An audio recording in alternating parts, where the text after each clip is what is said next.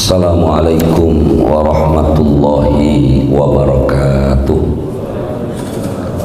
Bismillahirrahmanirrahim.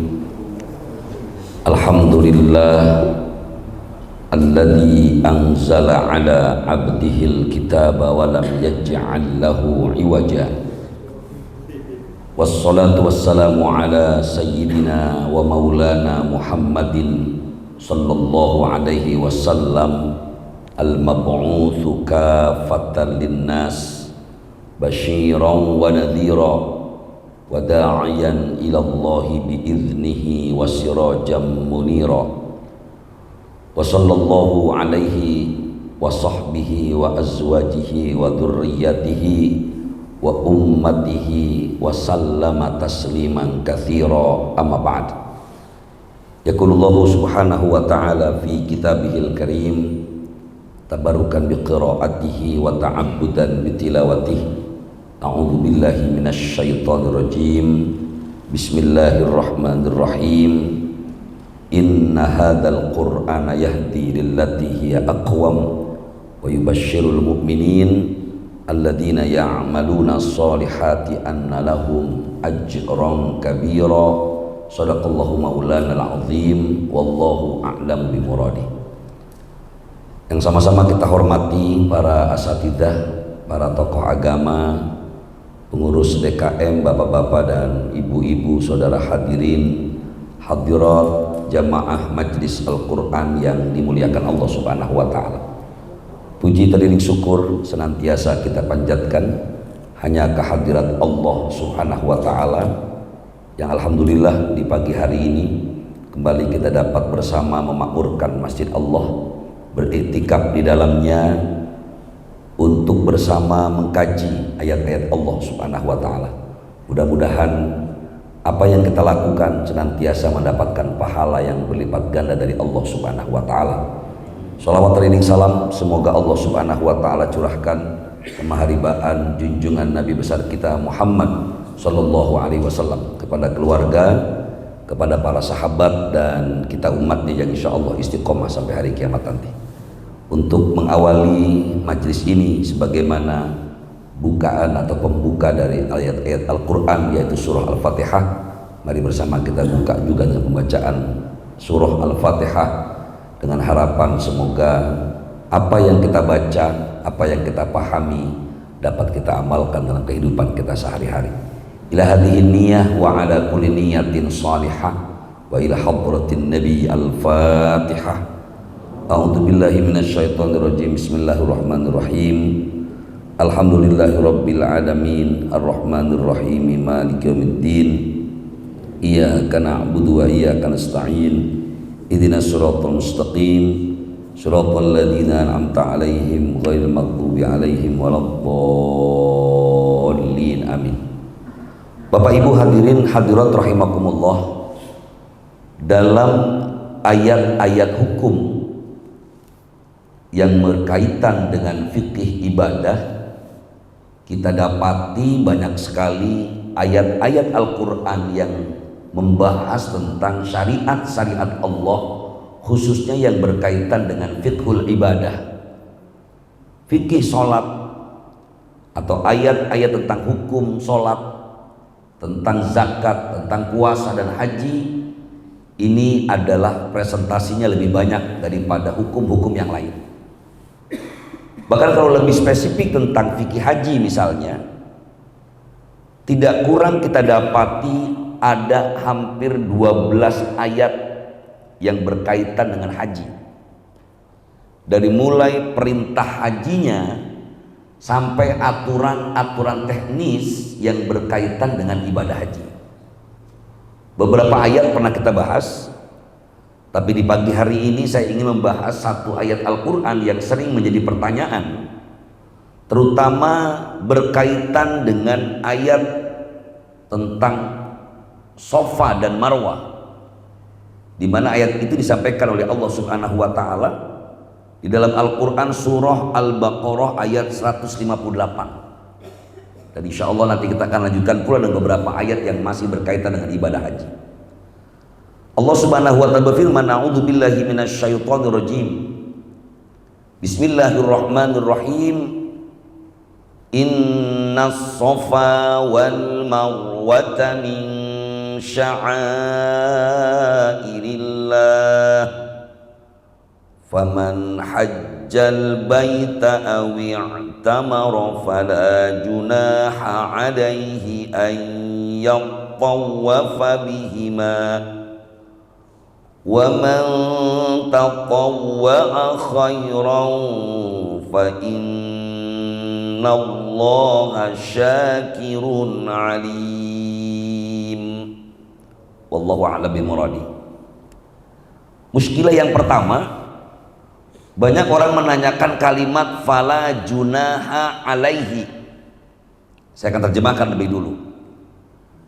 Inna sofa wal marwata, sesungguhnya sofa dan marwah, min sya'airillah, sebagian dari syiar-syiar agama Allah. Faman hajjal baita aw i'tamara, maka barang siapa yang melakukan ibadah haji ke Baitullah atau melakukan ibadah umroh, fala junaha alaih, maka tidak ada dosa baginya ayyat tawafa bihima, untuk bersa'i pada keduanya. Kenapa saya katakan muskilah tadi? Yang pertama, makna fala junaha alaih. Kalau kita lihat dalam terjemahan Al-Quran bahasa Indonesia, apalagi melihat kamus bahasa Arab dan ke Indonesia, fala junaha alaih artinya tidak ada dosa baginya. Maknanya fala junaha sama dengan fala ba'sa, tidak apa-apa. An yatawafa bihima, sementara makna an yatawafa bihima terjemahannya harusnya adalah untuk bertawaf pada keduanya. Maka ulama-ulama tafsir mengatakan ayat ini harus dipahami secara utuh agar kita tidak salah memahami tentang as-safa wal marwah. Yang pertama, bismillahirrahmanirrahim. Inna safa wal marwata makanani murtafi'ani bi Makkah bainahuma. Bukit Safa dan Bukit Marwah itu sesungguhnya adalah hanya dataran tinggi saja yang ukurannya kurang lebih 760 hasta. Karena ini adalah berkaitan dengan ibadah, dalam fikih ada namanya ta'abbudi dan ta'akkuli. Ta'abbudi itu adalah sebuah perintah yang memang Allah sampaikan dalam bentuk syariat, yang bisa jadi perintah itu tidak perlu dilogikakan, sehingga kemudian ketika memang itu adalah perintah yang tidak perlu dilogikakan, tidak ada kata lain selain sami'na wa ata'na, kami dengar, kami taat. Maka muncul kemudian ketika Bukit Safa dan Bukit Marwah adalah tempat untuk kita bersa'i, maka sampai hari ini orang yang melaksanakan ibadah haji dan umroh dekade 90-an ke sini, mereka tidak akan pernah ngelihat mana Bukit Sofanya dan mana Bukit Marwahnya, Pak. Kenapa? Karena sudah tidak terlihat. Bahkan bagi mereka yang melakukan ibadah sa'inya di lantai 2, 3, atau 4, ya sama saja. Tidak pernah merasakan bagaimana antara satu dataran tinggi Sofa menuju dataran tinggi Marwah. Karena kita tahu dalam sejarah Bukit Safa dan Marwah itu ada tempat di mana sudah dilakukan sejak zaman jahiliyah, mereka bersa'i antara Safa dan Marwah. Dalam sejarah juga tercatat kenapa kemudian itu dilakukan sebuah ibadah. Awal muasalnya adalah karena sesuatu yang dilakukan oleh Ibunda Hajar alaihas salatu wassalam, di mana ketika itu diceritakan bagaimana ia menerima perintah dari suaminya yang mengajaknya dari Palestina menuju Makkah. Bahkan ketika istrinya bertanya, Ibunda Hajar bertanya kepada suaminya, kenapa kita harus pindah ke tempat yang gersang ini? Suaminya menjawab, ini adalah perintah Allah. Sesampainya di sana, ternyata suaminya pun pamit untuk meninggalkan keduanya, yaitu Ibunda Hajar dan putranya yang masih kecil. Sehingga kemudian ketika ditanyakan kembali, kenapa engkau tinggalkan aku? Ini perintah Allah. Ditinggalkan kedua manusia ini, seorang ibu dan anak yang masih sangat kecil.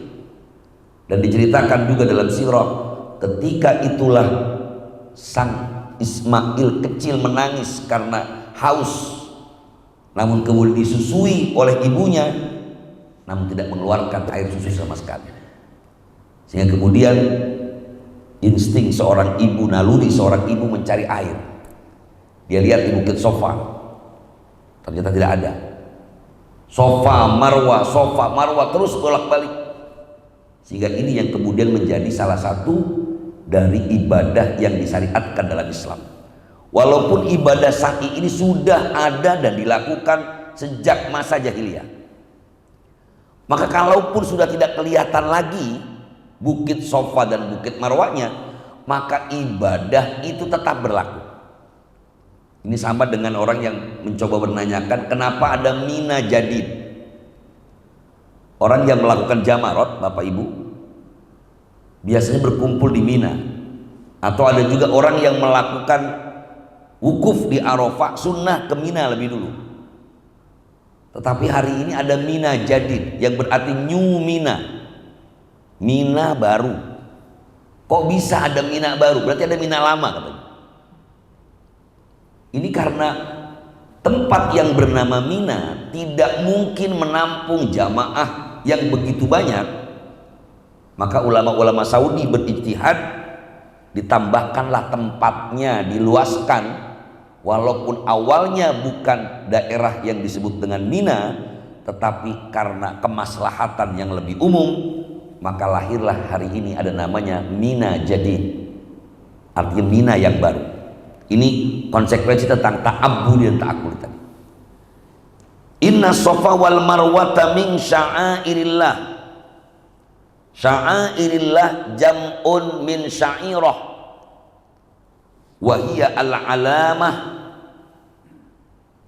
bahwasanya bukit Safa dan bukit Marwah termasuk dari tanda-tanda syiar agama Allah. Wal muradu huna manasikul hajj. Tetapi yang dimaksudkan dengan sa'airillah di sini adalah tiada lain bagian dari tempat ibadah haji. Faman hajjal baita awi tamara, maka barang siapa yang melakukan ibadah haji ataupun umrah, fala junaha, maka tidak berdosa, an yattawafa, untuk bertawaf. Asal maknanya Pak, tapi menurut ulama tafsir yang dimaksud an yattawafa di sini bukanlah bertawaf, karena telah menjadi maklum bahwa pelaksanaan ibadah pada bukit Safa ke Marwah bukanlah tawaf, melainkan sa'i. Dari mana kita mendapatinya? Ulama tafsir mengatakan wal muradu bihi as-sa'yu baina Safa wal Marwah. Yang dimaksud ayat an yatawafa bukanlah tawaf. Tawaf mengelilingi Ka'bah tidak, atau mengelilingi Safa dan Marwah. Tetapi yang dimaksud tawaf di sana, karena makna tawaf secara bahasa adalah berkeliling ataupun melakukan sesuatu secara berulang-ulang. Ini makna tawaf secara bahasa. Maka makna an yatawafa pada ayat ini sesungguhnya adalah melakukan sesuatu yang berulang-ulang, yang dijelaskan oleh Nabi kita Muhammad SAW tiada lain adalah sa'i, bukan tawaf yang kita pahami. Begitu juga makna fala junaha alaikum, Walaupun terjemah awalnya adalah tidak dosa bagimu. Kenapa kok disebutkan oleh Allah tidak berdosa? Padahal kita tahu pelaksanaan sa'i baina Safa wal Marwah bukanlah hal yang sunnah, tetapi sa'i bagian dari rukun haji dan rukun umroh, bahkan bukan wajib haji.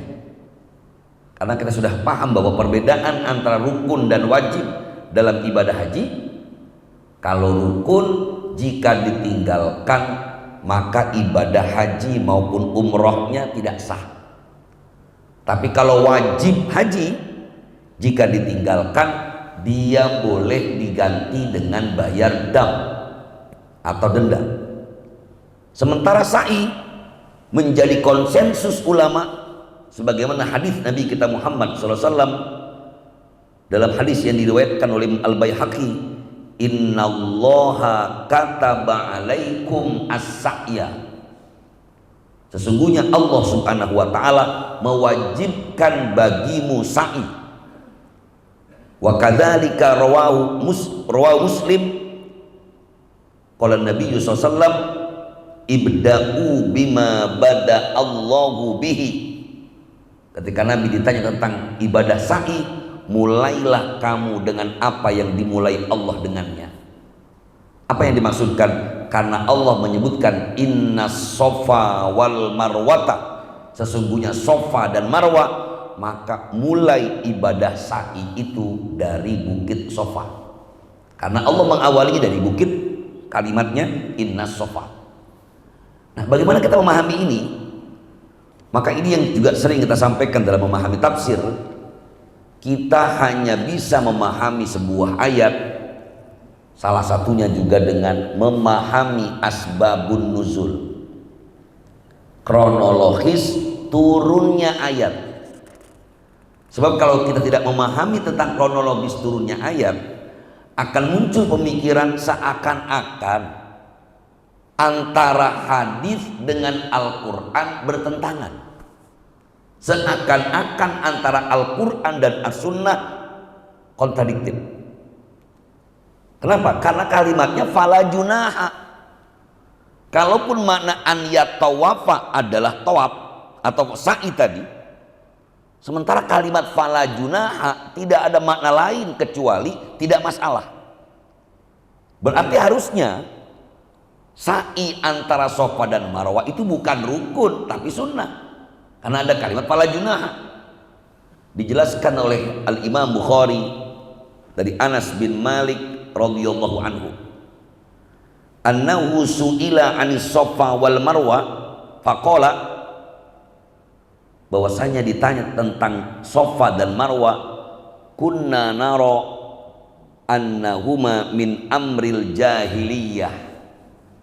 Terjawablah dari riwayat Imam Bukhari bahwa sesungguhnya diriwayatkan dari Anas bin Malik, pelaksanaan ibadah antara Safa dan Marwah itu sudah ada sejak masa jahiliyah. Lalu apa yang terjadi?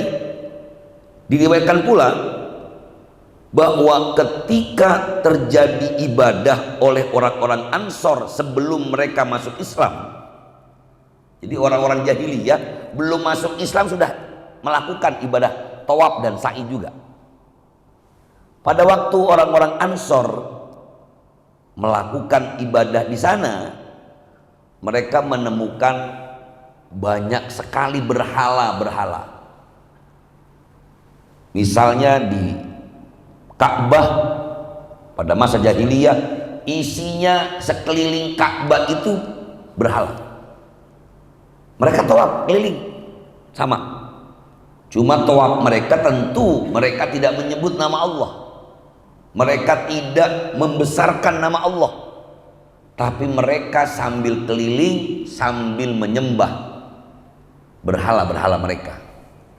Bahkan sebagian mengatakan perempuan-perempuan jahiliyah saat mereka melakukan tawaf mereka telanjang, makanya kemudian disucikanlah Ka'bah. Begitu juga tempat-tempat antara Safa dan Marwah. Di Bukit Sofa ada berhala, di Bukit Marwah pun ada berhala. Kalau menurut riwayat dari Imam At-Tabari dari Imam Asy-Syu'abi, beliau mengatakan kana fil jahiliyah ala Sofa yusamma Isaf. Dalam tafsir At-Tabari dikatakan kalau di Bukit Sofa berhalanya namanya Isaf. Kemudian di Bukit Marwah ada juga berhala wa wathanan 'alal marwah yusamma Nailah. Jadi di Bukit Sofa ada namanya berhala, mereka namakan Isaf, sementara di Bukit Marwah mereka namakan Nailah. Wa kana ahlul jahiliyah idza tafu bil bait masa'u al wathanain. Dan orang-orang jahiliyah ketika mereka mengelilingi Ka'bah, kemudian mereka sa'i antara Safa dan Marwah, mereka menyentuh, memegang itu berhala semuanya. Falamma ja'al Islam wa kasaratil authan, dan ketika Islam datang semua berhala-berhala itu dihancurkan. Dan ketika mereka sudah masuk Islam, tawafnya mereka lakukan di Ka'bah Baitullah. Sebagian mereka mengatakan saya nggak mau ke Safa dan Marwah. Ini di awal-awal Islam. Kenapa? Karena di sana masih ada bekas dulu berhala yang namanya Ishak dan Nailah.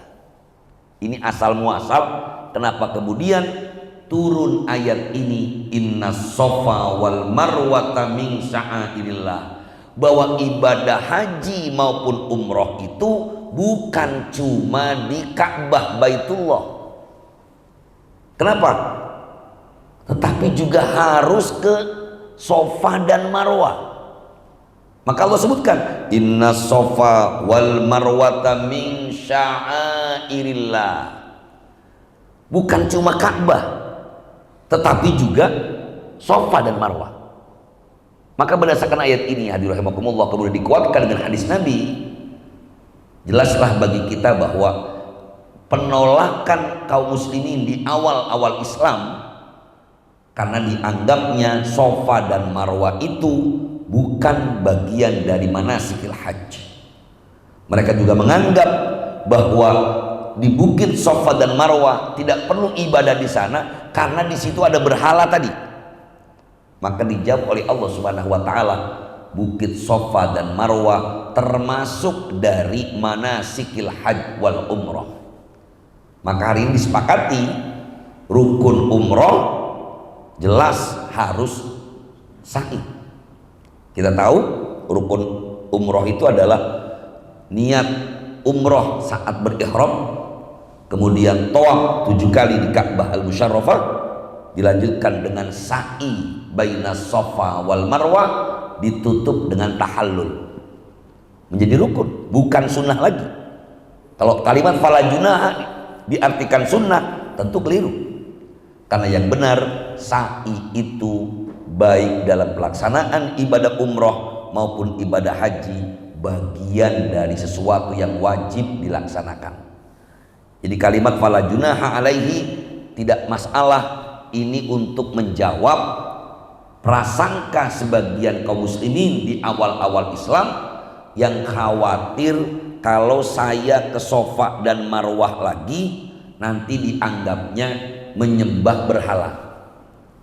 Fa anzalallahu annahuma minasya'air ay fala haraja 'alal muslimina fis sa'i bainahuma li annahum yas'auna lillah la lil asnam. Maka makna fala junaha, maka tidak berdosa, tidak masalah bagi kaum muslimin untuk bersa'i antara Safa dan Marwah, karena ketika mereka bersa'i ke sana sesungguhnya semata-mata karena Allah, bukan untuk berhala. Ini yang perlu dipahami, bahkan perlu digarisbawahi kalimat fala junaha alaihi an yatawwafa bihima. Yang pertama mana fala junaha, maksudnya menjawab kekhawatiran orang-orang di awal Islam, khawatir mereka malah dianggap bersa'i untuk berhala. Yang kedua, an yatawafa maknanya bukan tawaf tetapi sa'i, yaitu berjalan, walaupun sama pengertiannya, yaitu dilakukan berulang-ulang. Karena pelaksanaan sa'i itu adalah dimulai dari Bukit Sofa ke Marwah 1 kali, sa'i 2 ke Sofa, Marwah, insya Allah diawali di Bukit Sofa, berakhir di Bukit Marwah. Ini penjelasan tentang sa'i. Nah, yang kedua, kalau kita urut dari ayat-ayat hukum yang berkaitan dengan haji, kita dapati pula hadir rahimakumullah firman Allah Subhanahu wa taala, Bismillahirrahmanirrahim, wa atimul hajja wal umrata lillah. Ayat ini kita dapati justru setelah ayat tentang ibadah puasa. Maka ulama-ulama tafsir mengatakan ayat ini menjadi penguat kenapa disampaikan oleh Allah Subhanahu wa taala justru setelah ayat yang berkaitan dengan ibadah puasa. Di dalam ayat Al-Qur'an surah Al-Baqarah 183 Allah menjelaskan tentang ayat-ayat yang berkaitan dengan ibadah saum di bulan suci Ramadan. Sementara di ayat 196 sampai 197 dengan ayat-ayat yang panjang Allah menjelaskan tentang ahkamul haji wal umrah. Kalau tadi menjawab waham atau keraguan sebagian kaum muslimin tentang ibadah sa'i, maka di ayat 196 dan 97 dijelaskan justru tidak berurutan, Pak. Menjelaskan tentang Sofa dan Marwah di 138, ada lagi di 196, bahkan diseling dengan ayat-ayat yang berkaitan dengan ibadah puasa. Ulama tafsir jawab, ini karena berkaitan dengan waktu. Ibadah di bulan suci Ramadan dilakukan pada bulan Ramadan, maka masuk bulan Syawal sudah termasuk dari bulan Ashhurul Hajj, sebagaimana yang Allah sampaikan dalam surah Al-Baqarah 197, Al-Hajju Ashhurum Ma'lumat. Haji itu adalah bulan-bulan yang tertentu. Ulama tafsir sepakat bahwa makna maklumat di ayat ini adalah Syawal, Dzulqa'dah, dan 13 hari pertama di bulan Dzulhijjah. Itulah bulan-bulan haji. Makanya orang yang mau melakukan ibadah haji tamattu, itu haji yang pelaksanaannya diawali dengan umroh lebih dulu, dan umrohnya dilakukan pada ashhurum maklumat. Jadi bukan misalnya saya umrohnya bulan Ramadan Pak Ustadz, nanti langsung ke sana ngerjain haji. Itu bukan haji tamattu namanya, Pak. Berarti malah haji ifrad. Kalau haji tamattu itu pelaksanaan umrohnya pada ashhurum maklumat, bulan-bulan yang ditentukan, yaitu Syawal, Dzulqa'dah, Dzulhijjah. Jadi orang yang melakukan haji tamattu umrohnya pada bulan itu. Maka jamaah haji Indonesia itu mayoritas praktek haji mereka ini selalu melakukannya dengan haji tamattu. Disebut dengan tamattu karena haji yang paling enak. Tamattu itu biasanya maknanya enak. Disebutkan oleh Allah di ayat 196 197. Karena memang ibadah haji tamattu ini melaksanakan ibadah umroh yang terpisah dengan ibadah haji, maka ketentuan syariat mereka wajib menggantinya pula dengan membayar fidyah atau membayar dam. Istilahnya disebut dalam Al-Quran malah bukan dam tetapi al-hadyu. Wa atimul hajja wal umrata lillah. Pada ayat 96 Allah sebutkan faman tamatta'a bil umrati ilal hajj, faman tamatta'a bil umrati ilal hajji famastaisara minal hadi. Ini ayat yang menjelaskan tentang haji tamattu. Faman tamatta'a bil umrati ilal haji, maka barang siapa yang bertamattu, melakukannya dengan umroh pada saat melaksanakan ibadah haji, famastaisara minal hadi, maka wajib baginya melakukan hadiyu, yang kemudian dipahami oleh para ulama, al hadiyu itu membayar dam. Kapan dilaksanakan umrohnya? Tadi ashhurum ma'lumat, Syawal, Dzulqa'dah, Dzulhijjah. Selepas kita melaksanakan ibadah umroh, tentu pada saat kita melakukannya dimulai dari mikot. Kita niat dalam hati, nawaitul umrata wa ahramtu biha. Pada saat mikot, jamaah haji Indonesia bisa di Yalamlam yang berangkat langsung ke Makkah, atau dari Madinah melaksanakannya di Bir Ali. Saya niat umroh dan berihram dengannya, kemudian melakukan tawaf. Setelah melakukan tawaf, dia melakukan sa'i tadi baina Safa wal Marwah, kemudian tahallul, selesai umrohnya. Nanti mulai lagi ketika akan wukuf di Arafah. Ketika itulah mereka melaksanakannya dengan cara yang sama, dengan berihram lebih dulu, tapi selepas umroh mereka pada musim haji boleh melakukan larangan-larangan ihram karena sudah tidak berihram lagi. Makanya enak, maka disebut dengan tamattu. Jadi ini kaitannya kenapa hukum-hukum haji dan umroh disampaikan oleh Allah Subhanahu wa Ta'ala dalam Al-Quran tidak berurutan, karena memang Al-Quran bukan buku ilmiah yang menjelaskan dari awal sampai akhir, tidak Pak. Yang tadi saya sampaikan di awal, kita temukan ayat-ayat hukum tentang haji tidak kurang dari 12 ayat saja. Itu ayatnya macam-macam. Tadi di Al-Baqarah menjelaskan tentang Safa dan Marwah. Masih di Al-Baqarah menjelaskan tentang hukum haji dan umroh dan sedikit praktek haji tamattu. Sementara kewajibannya malah adanya di surah Ali Imran. Di ayat 97 surah Ali Imran baru Allah menyebutkan walillahi 'alan nas hijjul baiti man istata'a ilaihi sabila. Allah menjelaskan tentang siapa yang wajib melaksanakan ibadah haji adalah mereka yang mampu. Di surah Al-Hajj baru ngomongin haji itu panggilan Allah. Jadi poin yang saya sampaikan tadi rahimakumullah, yang pertama bahwa memahami ayat Al-Quran, kita penting memahami kronologis turunnya ayat. Juga penting memahami makna yang dijelaskan Nabi kita Muhammad SAW.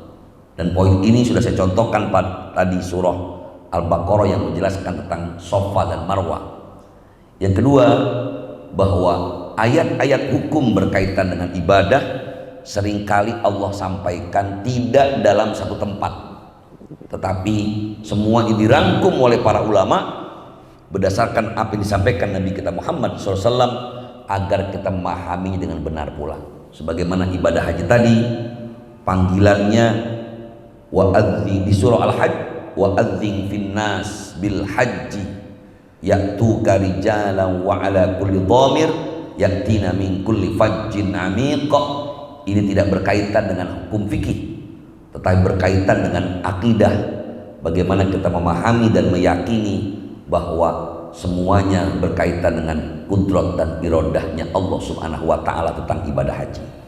Baik Bapak Ibu hadirin hadirat rahimakumullah, beberapa poin dan contoh sudah saya sampaikan di majelis yang mulia ini.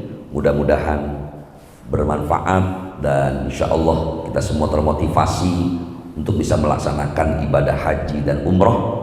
Semoga yang sudah pernah berangkat mampu menjaga kemabruran hajinya, dan yang belum mudah-mudahan Allah takdirkan kita untuk menjadi dhuyufur rahman, tamu-tamunya Allah subhanahu wa ta'ala. Terima kasih dan mohon maaf, seperti biasa mungkin kita masih punya banyak waktu, ada hal-hal yang ingin ditanyakan atau didiskusikan. Falyatafaddal, hadanallahu wa iyyakum ajma'in. Assalamualaikum warahmatullahi wabarakatuh. Ya. Tidak, oh silakan Pak. Itu termasuk syariat, hakikat atau makhluk, hubungannya gimana Ustaz? Syariat? Syariat, hakikat dan makhluk atau makhluk. Iya. Pelaksanaan apa? Menerjemahkan, mengerti ayat tersebut. Oh ya, baik. Bapak Ibu hadirin hadirat rahimakumullah, dalam memahami ayat-ayat hukum, ada kalanya kita bisa mengambil hikmah pada sebuah syariat, karena syariat itu adalah sebuah ketentuan Allah subhanahu wa ta'ala yang sudah barang tentu ada hikmah di dalamnya. Tetapi satu hal yang harus kita garis bawahi, ada kalanya salah satu syariat Allah disebutkan hikmahnya langsung oleh Allah Ta'ala, atau disebutkan langsung oleh Nabi kita Muhammad SAW. Ada kalanya sama sekali tidak disebutkan. Karena itu memahami tadi, bagaimana kita memahaminya dengan konsep syariat, hakikat, atau bahkan hikmah di dalamnya, kita lihat dulu teks dan konteksnya. Ada kalanya tadi saya katakan syariat-syariat Allah Subhanahu wa ta'ala langsung disebutkan hikmah ataupun sesuatu yang bisa kita ambil di dalamnya. Kita bisa lihat misalnya sholat, Allah sebutkan utlu ma uhiya ilaika minal kitabi wa aqimis sholat inna sholata tanha anil fahsya'i wal munkar. Sesungguhnya sholat mencegah daripada perbuatan keji dan munkar. Langsung disebutkan korelasinya ibadah dengan hikmah. Tapi pelaksanaan ibadah aja tidak, Pak. Kenapa harus tawaf 7 kali? Kenapa harus sa'i antara Safa dan Marwah? Kenapa harus wukuf di Arafah? Tidak ada satupun ayat Quran, tidak ada satupun hadis Rasulullah yang menyebutkan kenapa saya harus wukuf di Arafah. Tidak ada. Yang ada perintahnya al-hajju Arafah. Kalau kamu pergi haji, wukuf di Arafah. Kalaupun ada, saya katakan tadi hikmah yang disebutkan, biasanya adalah ijtihadnya para ulama saja. Ada sebagian ulama misalnya mencoba memahami, oh kalau kita wukuf ini adalah miniatur kita saat berkumpul di padang mahsyar. Oh, saat kita memakai baju ihram, ini menjadikan kita orang yang melepaskan semua ego manusiawi kita. Jadi hubungannya adalah dengan syariat-syariat satu dengan yang lainnya. Ini adalah sifatnya ta'abbudi, perintah Allah yang masuk dalam kategori syariat, yang bisa jadi kita memahaminya sebagaimana yang diajarkan Nabi kita Muhammad SAW. Jadi hubungannya hanya itu saja, bahwa ini perintah Allah yang kemudian dipraktekkan oleh Nabi, syariat yang semuanya sudah ada sejak masa Nabi kita Muhammad SAW. Kira-kira demikian. Baik, ketika memang kita menyebutkan sami'na wa ata'na, kami dengar, kami taat, tentu ini batasannya adalah ketika memang itu berkaitan dengan syariat. Saya sering sampaikan di majlis ini, kita harus bisa memahami mana yang syariat, mana yang fikih. Kalau ini berkaitan dengan syariat yang sudah menjadi ijma'nya para ulama, kesepakatannya para ulama, maka tidak ada kata lain kecuali kita dengar dan taat padanya. Contoh, haji itu perintahnya adalah ke Baitullah. Wa adzin fin nasi bil haji. Karena perintahnya ke Baitullah berarti Ka'bah al-Musyarrafah. Maka tidak boleh satupun orang menolak melaksanakan ibadah haji atau merubah tujuan ibadah haji. Ini samina wa ta'na wajib, sam'an wa ta'atan.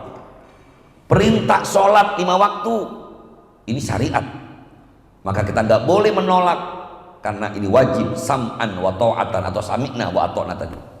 Tapi kalau berkaitan dengan fikih, apalagi memahami hadis yang memang para ulama berbeda pandangan tentang itu, maka ini namanya ranahnya ranah fikih. Kalau ada yang menyebutkan ini haram, makruh, kita boleh pilih. Karena itu bukan berarti wasam'an wa ta'atan, saya nggak ikut yang itu Pak Ustaz bilang haram, saya enggak saya ikut madhab yang lain, nggak apa-apa. Karena ini bukan masuk pada sami'na wa ata'na, tetapi persoalan yang masih bisa untuk kita memilih untuk mengambil pendapat yang itu atau pendapat yang lainnya. Contoh, ibadah umroh itu wajib atau sunnah, Pak? Bapak Ibu, umroh itu wajib atau sunnah? Sunnah. Kata siapa? Sunnah atau wajib? Perintahnya wa atimul hajja wal umrota. Ulama mengatakan, di antara ulama-ulama Syafi'iyah, umroh itu sama wajibnya sekali seumur hidup. Dalilnya wa atimul hajja wal umrota lillah. Tapi menurut pendapat ulama-ulama Syafi'iyah dan Imam Ahmad bin Hanbal. Tetapi menurut Imam Abu Hanifah, umroh itu sunnah, tidak wajib. Dalilnya Allah nggak pernah sebutin walillahi 'alan nasi hijjul baiti man istata'a ilaihi sabila. Yang Allah sebutkan haji, tidak umroh. Mau ikut siapa? Saya nggak merasa umroh wajib kok. Nggak apa-apa. Berarti kan nggak samina wa ta'na. Maka saya nggak umroh, Pak Ustadz. Lah terus nanti haji gimana, nggak umroh juga? Nggak apa-apa. Boleh nggak orang haji nggak umroh, Pak? Orang pergi haji tidak umroh, boleh apa enggak? Ada nggak rukun haji itu umroh? Rukun haji itu tidak ada satupun umroh, Pak. Rukun haji itu pertama ihram, kemudian tawaf, yang ketiga sa'i, tawafnya pun tawaf ifadah, yang keempat wukuf di Arafah. Tidak ada satupun rukun haji itu umroh, tidak ada. Maka ada namanya hajinya haji ifrad. Haji ifrad itu orang melaksanakan ibadah haji tidak umroh, hanya haji saja. Biasanya orang yang melakukan haji ifrad itu para penduduk Mekah. Mereka tidak perlu umroh lagi lah, cukup haji aja. Namanya hajinya haji ifrad. Nah, kembali kepada pertanyaan tadi, ketika perkara itu berkaitan dengan fikih, maka kita boleh memilih. Saya menganggap tidak masalah kok, silakan. Bab kurban saja Pak, ada yang mengatakan wajib, ada yang mengatakan sunnah. Sholat 5 waktu berjamaah, ada yang mengatakan wajib, ada yang mengatakan sunnah.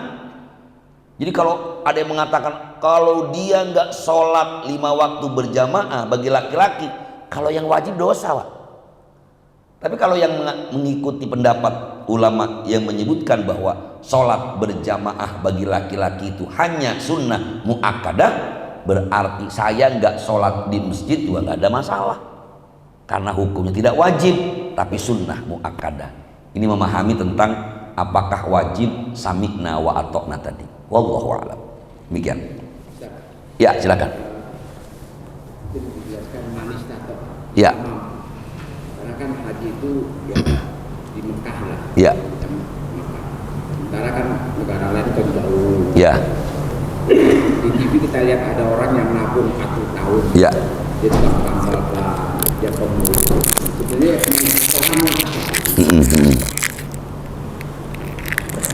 Baik, hadirin rahimakumullah. Konsep manistato'a atau istito'ah disebutkan Allah di dalam Al-Quran surah Ali Imran ayat 97, dan dijelaskan pula oleh hadis sahih Nabi kita Muhammad SAW. Allah sampaikan dalam Al-Quran, Bismillahirrahmanirrahim, walillahi 'alan nasi hijjul baiti man istata'a ilaihi sabila. Istita'ah, Rasulullah juga menyebutkan buniyal islamu ala khamsin di ujung hadis, wa hijjil baiti man istata'a ilaihi sabila. Nah, Indonesia biasa menyebutkan rukun Islam yang kelima itu pergi haji jika mampu. Nah, ini problemnya Ustadz, mampu itu batasannya bagaimana? Ulama sudah lama menjelaskan itu. Yang pertama, al-istita'atu fil jism, kemampuan fisik. Jadi istita'ah bukan hanya berkaitan dengan harta, tidak. Mampu di sana pertama kemampuan fisik. Mampukah orang ini melakukan ibadah haji yang memang banyak sekali berkaitan dengan fisik? Dia tawaf nggak kuat Pak Ustadz, tapi masih ada bantuan kursi roda, masih kuat, bisa duduk di kursi roda, bisa, silahkan. Tapi kalau sudah misalnya jangankan pakai kursi roda atau tongkat, untuk menuju duduk ke kursi roda saja sudah tidak sanggup, berarti gugur kewajibannya. Berarti dia belum wajib untuk melaksanakan ibadah haji. Itu yang pertama. Yang kedua, al-istita'ah maknanya antakuna tariqu aminatan, perjalanannya harus dijamin aman. Maka kita tahu beberapa tahun yang lalu ketika ada COVID yang dianggap penyakit massal dan membahayakan, kita menghentikan pelaksanaan ibadah haji. Jadi bukan memberhentikan ibadahnya, tidak. Yang dimaksud istita'ah itu kalau seandainya perjalanannya itu tidak memungkinkan, maka nggak usah. Ada orang nekat misalnya, Pak Ustadz karena lama pergi haji bisa 40 tahun, saya besok mau sepedahan aja deh ke Mekah. Lihat dulu kondisinya. Kalau umur bapak masih 30 tahun ke bawah, monggo. Nah kalau udah umur 50 tahun nekat, dia bismillah, takbir, Allahu Akbar, tidak wajib karena keamanan diri Anda. Apalagi nanti di perjalanan kita harus mengurus ini, mengurus itu, naik sepeda, nanti melewati gurun, takut ketemu binatang buas dan sebagainya, maka tidak wajib lagi, gugur kewajibannya karena perjalanannya tidak dianggap istita'ah. Nah, yang terakhir, al-istita'ah bil amwal, kemampuan harta. Kalau misalnya ada orang mengumpulkan uang sampai 10 tahun, dia kumpulkan uangnya dan cukup buat biaya ongkos naik hajinya, bayar ONH-nya cukup, buat bekal di rumah cukup, selama 40 hari dia tinggal, insya Allah anak dan istrinya nggak masalah. Atau kemudian sampai di sana pun dia nggak akan menjadi seorang pengemis, nggak bakal minta-minta kepada orang lain karena bekal saya cukup, maka silahkan berangkat. Tapi kalau misalnya pas-pasan ada uangnya cuma buat setor hajinya, buat di rumah ada, tapi nyampe di sana nanti saya minta-minta aja deh, lawang jamaah haji di sana banyak kok, mau jajan Pak tolong Pak tolong Pak, nggak perlu, berarti gugur kewajiban ibadah hajinya. Maka ulama sebenarnya ketika ada tren beberapa tahun yang lalu dan alhamdulillah sekarang ditutup tentang dana talangan haji atau pinjaman buat umroh, ulama memberikan satu aturan, boleh menggunakan dana talangan tapi wajib lunas kalau mau berangkat, pelunasan sebelum berangkat. Nah sekarang yang masih banyak terjadi umroh Pak, orang ngerjain umroh tapi suruh ngutang dulu dengan alasan kapan lagi nih ada yang ngutangin. Banyak ulama mengkritisi orang yang ikut pinjaman dana untuk umroh, pertama seringkali akadnya nggak jelas. Ini akadnya akad apa? Kalau akadnya akad al-qardu, dalam fikih namanya ada al-qardu. Al-qardu pinjaman. Kalau namanya pinjaman, harusnya apa yang ia pinjam mengembalikannya sama dengan apa yang ia pinjam. Itu akad al-qardu. Saya pinjam uang kepada si Fulan 30 juta buat umroh, monggo silakan. Selama dia kuat untuk membayarnya, insya Allah kuat lah. Gaji saya sebulan ada kok 5 juta. Kalau memang itu akadnya al-qardu, maka yang dipinjam 30 juta mau dibayar 6 bulan, mau dibayar setahun, jumlahnya tetap sama, Pak. Karena akadnya pinjaman. Maka tadi ditanyakan oleh ulama, ini dana talangan umroh atau haji, akadnya apa? Kenapa dilebihkan? Bapak boleh cek. Orang yang berangkat umroh dulu bayar belakangan, pasti pembayarannya berbeda dengan orang yang berangkat bayar langsung. Nah, persoalannya kemudian, kalau memang akan dilakukan mudharabah Pak Ustadz, lo usaha apa? Orang ibadah kok usaha? Akad mudharabah yang boleh dilebihkan itu begini konsepnya. Saya meminjamkan uang kepada seseorang yang punya proyek. Pak Ustadz, saya lagi ada proyek nih kecil-kecilan, bikin rumah senilai 500 juta misal. Tolong pinjamkan saya uang dulu 150 juta. Kemudian selesai proyeknya, dibayar dia 500 juta, karena modalnya cuma 400 juta, ada keuntungan 100 juta. Presentasinya saya dikasih. Uang saya yang 150 juta dikembalikan plus keuntungannya menjadi 170 juta. Itu halal. Pinjamnya 150 dibalikin 170, jelas ada usahanya. Lalu haji dan umroh usahanya apa? Karenanya kembali kepada pertanyaan tadi, istitoah, orang yang masih berhutang lebih baik tidak berangkat lebih dulu. Kenapa? Karena ada istitoah. Kalau masih utang berarti belum mampu, bersabarlah. Kalau nanti sudah ada uangnya lengkap, kita tabung buat umroh, sudah cukup, silahkan berangkat umroh. Kalau uangnya udah cukup, tabung aja terus. Toh ada pilihan. Kalau uangnya sedikit, haji reguler, bersabar puluhan tahun, keuangan kita memungkinkan, haji plus, silahkan. Toh tidak masalah. Uang kita ada, kita kumpulkan, bukan hutang, bayar, berangkat 5 tahun ke depan. Atau mau yang berangkat Pak Ustaz sekarang juga tahun ini, silahkan, siapkan dananya kalau ada. Asal jangan utang. Karena belum istitoah namanya. Jangan memaksakan diri, gampang nanti pulang haji baru bayar. Yang udah-udah Pak, kalau bayarnya habis pulang haji malas bayar. Begitulah orang, lebih baik jangan dikasih utang dulu. Jadi itu belum masuk kepada istitoah yang Allah sebutkan, manistato'a ilaihi sabila. Wallahu a'lam. Baik, Bapak Ibu hadirin hadirat jamaah Majelis Al-Quran rahimakumullah. Mudah-mudahan pertanyaan yang diajukan dapat kita ambil manfaatnya bersama. Mari kita lakukan majelis ilmu yang mulia ini dengan bersama membacakan doa. Mudah-mudahan Allah Subhanahu wa taala senantiasa anugerahkan rahmat dan keberkahan untuk kita semua. Dan kita doakan kepada saudara-saudara kita yang tahun ini melaksanakan ibadah haji, mudah-mudahan Allah mudahkan segala urusannya, Allah berikan keselamatan pergi sampai kembalinya, dan insya Allah membawa predikat haji yang mabrur ataupun hajjah yang mabrurah. Ila hadhihi niyyah wa ala kulli niyatin shalihah. Al-Fatihah. A'udzu billahi minasyaitonir rajim. Bismillahirrahmanirrahim. Alhamdulillahirabbil alamin arrahmanir rahim maliki yaumiddin. Iyyaka na'budu wa iyyaka nasta'in. Ihdinas siratal mustaqim. Shiratal ladzina an'amta 'alaihim ghairil maghdubi 'alaihim waladdallin. Amin. Allahumma amin ya rabbal alamin. Allahumma salli ala sayyidina Muhammad wa ala ali sayyidina Muhammad. Allahumma anfa'na bima 'allamtana minal Qur'anil azim. Wafiqna wahdina ila siratikal mustaqim. Rabbana taqabbal minna innaka antas samiul alim wa tub 'alaina innaka antat tawwabur rahim. Rabbana hab lana min azwajina wa dhurriyyatina qurrata a'yun waj'alna lil muttaqina imama.